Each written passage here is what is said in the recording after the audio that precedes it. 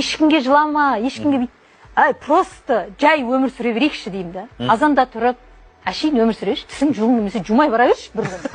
Бұда тұрған ештеңе жоқ.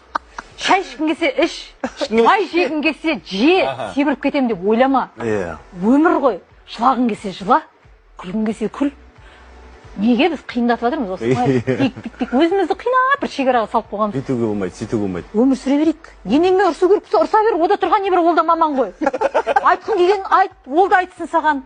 Ода тұрған не бар? Не енді ол мен енем екен деп ішінде сақтап, ол ішінде сақтап екен деп екі ортада күйеуіңді құртқанша бар да айт. Ол да айтсын саған. Сөйлесіп ал. Болды. Шешіп ал. Бүкіл мәселені. Айдылада коучты іздеп, енеме ұрысып жүрмін, не істеймін деп, ол сосын өзіңді өзің тәрбиеле деп кеттің, өзіңді өзің іздеп. Өзімді өзім таппай жүрмін деген адамдарға таң қаламын, қырыққа келіп бар ғой.